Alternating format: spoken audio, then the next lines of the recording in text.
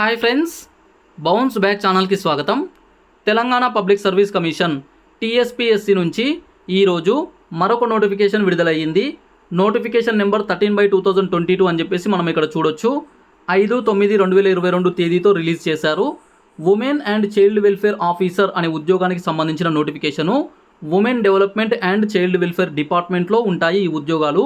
So women and child welfare officer ఉద్యోగానికి సంబంధించి పూర్తి వివరాలు, అంటే ఎన్ని ఉద్యోగాలు ఉన్నాయి, అవి జోనలా మల్టీ జోనలా, ఎన్ని ఉద్యోగాలు ఏ జోన్కు ఉన్నాయి, అదేవిధంగా ఈ నోటిఫికేషన్కి సంబంధించి ఏజ్ లిమిట్ ఎంత, ఎవరు అర్హులు, ఎడ్యుకేషనల్ క్వాలిఫికేషన్స్ ఏంటి, జీతభత్యాలు ఎంత ఉంటాయి, ఇలాంటి అన్ని డీటెయిల్స్ తెలియాలంటే వీడియోని పూర్తిగా చూడండి.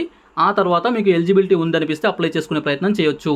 ఇక వీడియోని పూర్తిగా చూసిన తర్వాత నచ్చితే లైక్ చేయండి, షేర్ చేయండి, ఛానల్ని అయితే సబ్స్క్రైబ్ చేసుకోండి.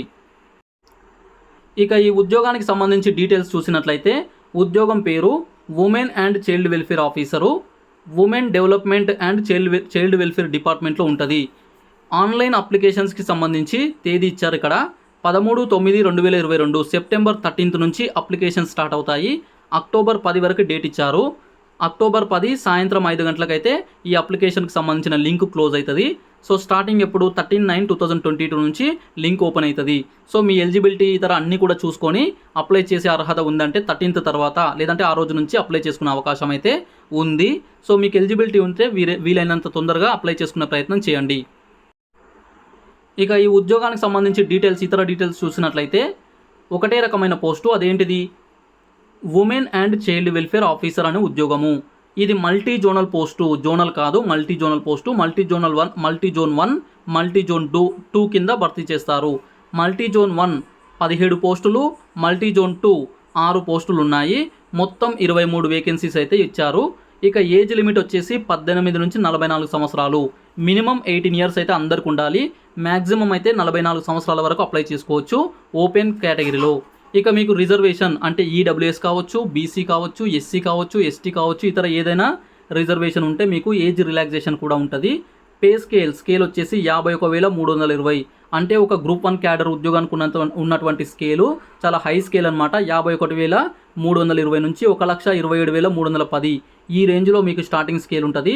ఇక దీనిపైన ఈ 51,320 పైన మీకు హెచ్ఆర్ఏ, డిఏ, ఇతర అలవెన్స్లు అన్నీ కలుపుకొని మీకు 60,000కు పైగా 65,000కు పైగా జీతం వచ్చే అవకాశం అయితే ఉంటుంది. మంచి శాలరీ, మంచి క్యాడర్ ఉన్నటువంటి ఉద్యోగము. ఇక ఈ ఉద్యోగానికి సంబంధించి ఎగ్జామ్ అనేది ఆబ్జెక్టివ్ టైప్లో ఉంటుంది.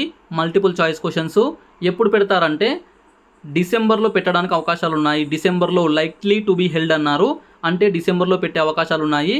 అయితే డిసెంబర్లో కాకుండా కొంత ముందు కానీ తర్వాత కానీ పెట్టే అధికారం అయితే టీఎస్పీఎస్సీకి ఉంటుంది. ముందైతే పెట్టరు, డిసెంబర్లో పాసిబుల్ కాకపోతే లేట్ అయితే అవుతుంది. సో డిసెంబర్, ఒకవేళ ఏదైనా కారణం ఉంటే జనవరికి వెళ్ళే ఛాన్స్ ఉంది. డిసెంబర్ అని ఫిక్స్ అయ్యే మీరు ప్రిపరేషన్ చేయండి. ఇక దీనికి సంబంధించి ఎగ్జామ్ ఎట్లా ఉంటుంది, కంప్యూటరా లేకపోతే ఓఎంఆర్ బేస్డ్ అంటే కంప్యూటర్ బేస్డ్ రిక్రూట్మెంట్ టెస్ట్ అని చెప్పేసి ఇచ్చారు. సిబిఆర్టీ ఆర్ అన్నారు, లేదంటే offline OMR based examination. So ఈ డిసిజన్ కూడా టీఎస్పీఎస్సీ చేతుల్లో ఉంటుంది. వచ్చే అప్లికేషన్లను బట్టి ఆన్లైన్లో పెట్టాలా ఆఫ్లైన్లో పెట్టాలా అని చెప్పేసి వీళ్ళు డిసైడ్ చేసుకుంటారు. ఇక ఎగ్జామ్కి సంబంధించి ఎగ్జాక్ట్ డేట్ ఖచ్చితంగా ఈ తేదీ అని చెప్పేసి ఎప్పుడు అనౌన్స్ చేస్తారంటే తర్వాత విల్ బి అనౌన్స్డ్ లేటర్. తర్వాత వీళ్ళు సపరేట్గా ఒక నోటీస్ ద్వారా వీళ్ళు ఒక ప్రెస్ నోట్ ద్వారా ఇస్తారు, ఈ తేదీ రోజు ఎగ్జామ్ ఉంటుందని చెప్పేసి. ఓకే, ఇక ప్రధానంగా మనం చూసేది ఎడ్యుకేషనల్ క్వాలిఫికేషన్స్. ఏ ఎడ్యుకేషనల్ క్వాలిఫికేషన్స్ ఉంటే అప్లై చేయొచ్చు అని చెప్పేసి చూద్దాము. ఈ అప్లికేషన్ అనేది ఏ తేదీ నాటికి, ఈ ఎడ్యుకేషనల్ క్వాలిఫికేషన్స్ అనేటివి ఏ తేదీ నాటికి ఉండాలి అంటే నోటిఫికేషన్ వచ్చే తేదీ నాటికి, అంటే ఈరోజు సెప్టెంబర్ 5 తేదీ నాటికి వీళ్ళు ఇచ్చినటువంటి ఎడ్యుకేషనల్ క్వాలిఫికేషన్స్ వచ్చి ఉండాలి. ఓకే, సో ఎడ్యుకేషనల్ క్వాలిఫికేషన్స్ చూద్దాము. A bachelor's degree in home science or social work or sociology అన్నారు. అంటే హోమ్ సైన్స్ కానీ, సోషల్ వర్క్ కానీ, సోషాలజీ కానీ వీటిలో బ్యాచిలర్స్ డిగ్రీ ఉండాలి. లేదంటే ఇక్కడ ఆర్ అని చెప్పేసి ఇచ్చారు, బీఎస్సీ అని చెప్పేసి food science and nutrition, BSc food science and న్యూట్రిషన్లో చేసి ఉండాలి. లేదంటే BSc food science and nutrition, botany, zoology, chemistry, biochemistry ఇలా చేసినా కూడా ఓకే. లేదంటే BSc applied nutrition and public health, botany, zoology, chemistry అన్నారు.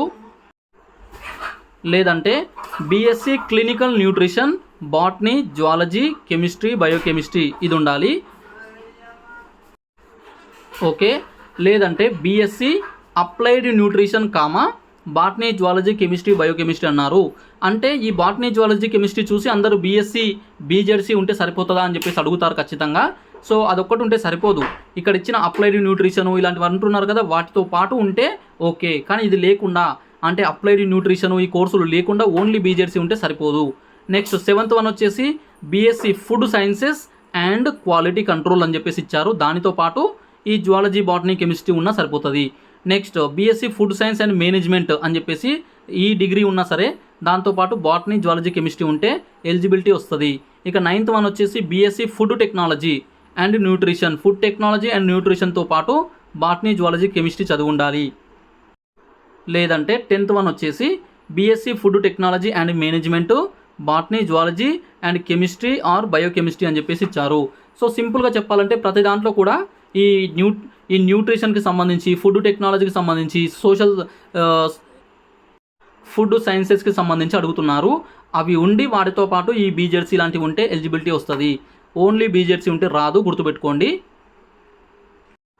నెక్స్ట్ డిస్టెన్స్ ఎడ్యుకేషన్ అని చెప్పేసి ఇచ్చారు. ఎవరైతే who have obtained required degrees through open universities or distance education అని చెప్పేసి ఇక్కడ ఇచ్చారు కదా. సో ఈ డిస్టెన్స్ ఎడ్యుకేషన్ ఇదంతా కూడా అవి ఎక్కడ ఉండాలి? తెలంగాణ భౌగోళిక ప్రాంతంలో, సో తెలంగాణ పరిధిలో ఉన్నటువంటి ఓపెన్ యూనివర్సిటీస్ ఉంటాయి కదా, వాటి నుంచి వచ్చినటువంటి ఈ దూర విద్య డిస్టెన్స్ ఎడ్యుకేషన్లో వచ్చిన డిగ్రీ మాత్రమే ఎలిజిబుల్ అని చెప్పేసి ఇక్కడ క్లియర్గా ఇవ్వడం జరిగింది. నెక్స్ట్ ఏజ్ వచ్చేసి 18 నుంచి 44 ఇయర్స్ అని చెప్పేసి ఆల్రెడీ డిస్కస్ చేశాము. ఇక రిలాక్సేషన్ కూడా ఉంటుంది. ఏజ్ రిలాక్సేషన్లో మనకు తెలంగాణ స్టేట్ గవర్నమెంట్ ఎంప్లాయీస్ అయితే 5 ఇయర్స్ సర్వీస్ని బట్టి, ఎక్స్ సర్వీస్ మెన్ అయితే వాళ్ళకు కూడా సర్వీస్ను లెంత్ ఆఫ్ సర్వీస్ని బట్టి 3 ఇయర్స్ వరకు. ఎన్సీసీ వీళ్ళకు కూడా వాళ్ళకు ఉన్నటువంటి సర్వీస్ని బట్టి మ్యాక్సిమం 3 ఇయర్స్ వరకు.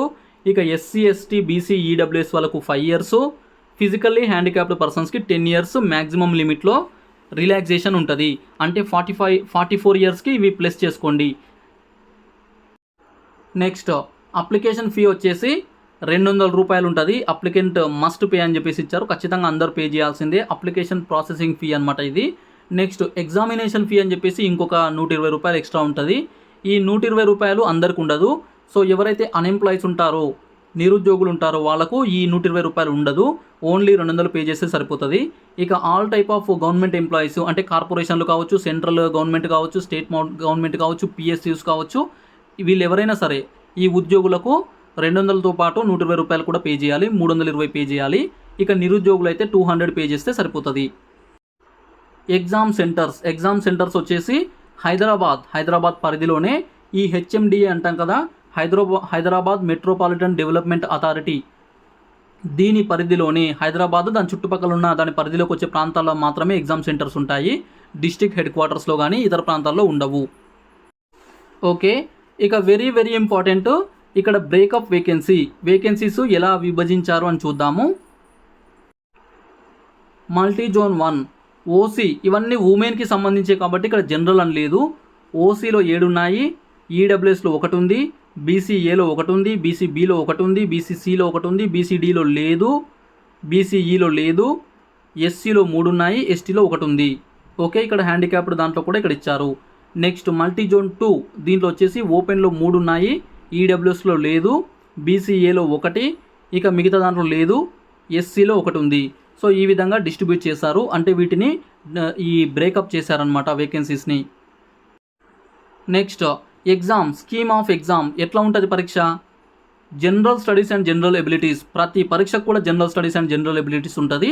ఈ పేపర్ కామన్, 150 క్వశ్చన్స్, 150 నిమిషాలు, 150 మార్కులు, 150. నెక్స్ట్ పేపర్ 2 వచ్చేసి కన్సర్న్డ్ సబ్జెక్ట్ అనమాట, కామన్ టు ఆల్. మీకు ఏ క్వాలిఫికేషన్ ఉన్నా కూడా అందరికీ ఒకటే పేపర్ ఉంటుంది. సో సెకండ్ పేపర్ వచ్చేసి ఈ సబ్జెక్ట్కి సంబంధించి 150 క్వశ్చన్స్ ఉంటాయి, 150 మినిట్స్ అంటే 2.5 గంటలు, మార్కులు వచ్చి 300 అంటే డబుల్ ఉంటాయి. ఒక క్వశ్చన్కి 2 మార్క్స్ ఉంటాయి, 300 మార్క్స్, మొత్తం 450 మార్క్స్కి వచ్చిన మెరిట్ ఆధారంగా మిమ్మల్ని అయితే ఈ ఉద్యోగానికి సెలెక్ట్ చేయడం జరుగుతుంది. ఇక paper 1 general studies and general abilities bilingual ఉంటుంది, ఇంగ్లీష్ అండ్ తెలుగు. ఇక కన్సర్న్డ్ సబ్జెక్ట్, ఈ సబ్జెక్టు సంబంధించి కూడా సెకండ్ పేపర్ కూడా బైలాంగ్వల్ ఇంగ్లీష్ అండ్ తెలుగులో ఉంటుంది. ఇక సిలబస్ చూసినట్లయితే ఇక్కడ జనరల్ స్టడీస్ పేపర్ 1లో మొత్తం 15 రకాల అంశాలు ఇచ్చారు. కరెంట్ అఫైర్స్, ఇంటర్నేషనల్ రిలేషన్స్ ఇలా అన్నీ కూడా ఇచ్చారు. 15 టైప్ ఆఫ్ ఐటమ్స్ ఇచ్చారు. 15 రకాల అంశాల నుంచి 150 క్వశ్చన్స్ అడుగుతారు. ఇక కన్సర్న్డ్ సబ్జెక్ట్ అని చెప్పేసి పేపర్ 2 డిగ్రీ లెవెల్లో ఉంటుందంట పేపరు. ఇది వచ్చేసి కామన్ టు ఆల్, అందరికీ. దీనికి ఎలిజిబిలిటీ ఉన్న అన్ని రకాల డిగ్రీ వాళ్ళకు కూడా ఒకటే ఉంటుంది. Social structure, basic social institutions, human life span development, ఇలా మొత్తం ఇదంతా సిలబస్ ఇచ్చారు. మీరు నోటిఫికేషన్ డౌన్లోడ్ చేసుకొని దీని నుంచి మొత్తం చూసుకోండి. ఓకే, సో ఇది వచ్చేసి నోటిఫికేషన్కి సంబంధించిన వివరాలు. సింపుల్గా చెప్పాలంటే హై క్యాడర్ ఉద్యోగాల్లో ఇవి ఒకటి అయితే తక్కువనే ఉన్నాయి. 23 వేకెన్సీస్ ఉన్నాయి. ఈ 23 వేకెన్సీస్లో మీకు ఒక ఉద్యోగం కావాలంటే మంచిగా శ్రమించండి.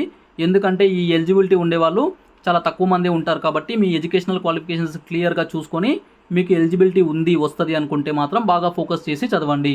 ఇక ముఖ్యంగా మల్టీ జోన్ 1లో ఉన్నటువంటి వాళ్ళకి ఎక్కువ అవకాశం ఉంది, ఎక్కువ వేకెన్సీస్ ఉన్నాయి. నెక్స్ట్ ఇంకొక ఇంపార్టెంట్ పాయింట్, సో నేను ఆల్రెడీ చెప్తూనే ఉన్నా, నోటిఫికేషన్స్ ఇక వరుస పెట్టి వస్తాయని చెప్పేసి. సో శనివారం రోజు ఒక నోటిఫికేషన్ వచ్చింది, ఈ రోజు ఒక నోటిఫికేషన్ వచ్చింది. ఈ వారం లోపల ఇంకా 2-3 నోటిఫికేషన్స్ రావచ్చు. సో ఈ దసరా అయిపోయేంత వరకు కూడా ఒక నెల రోజుల పాటు వరుసగా 2-3 రోజుల గ్యాప్తో ఒక నోటిఫికేషన్స్ వచ్చే అవకాశం ఉన్నాయి. చాలా ఉద్యోగాలకు సంబంధించిన నోటిఫికేషన్స్ పెండింగ్లో ఉన్నాయి. టీఎస్పీఎస్సీ దగ్గర ఫారెస్ట్ డిపార్ట్మెంట్ కావచ్చు, జేఎల్, డిఎల్, పిఎల్ ఇలాంటివి కావచ్చు, ఇక గ్రూప్ 2, గ్రూప్ 3 లాంటివి కావచ్చు, అన్నీ కూడా వరుస పెట్టి వస్తాయి. ఇక ఎగ్జామ్కి ప్రిపేర్ అయ్యి రాయడమే తర్వాయి. సో ఫ్రెండ్స్, నోటిఫికేషన్స్ గురించి ఇక డౌట్ వద్దు. కొంతమంది ముందస్తు ఎలక్షన్స్ అలాంటివి జరుగుతాయంట కదా అని అంటే అవన్నీ మనకు అనవసరం. వాళ్ళు ఏమన్నా చేసుకొని ప్రభుత్వం, మనకు కావాల్సింది నోటిఫికేషన్స్, వాటికి ఎగ్జామ్స్ కరెక్ట్ కండక్ట్ చేసి ఉద్యోగాలను భర్తీ చేయాలి. అదే మనం కోరుకోవాల్సింది. సో ఇది ఈరోజు మీకు ఇస్తున్నటువంటి ఇన్ఫర్మేషను. నచ్చితే లైక్ చేయండి, షేర్ చేయండి, సబ్స్క్రైబ్ చేసుకోండి. చూస్తూనే ఉండండి bounce back channel. Thank you so much.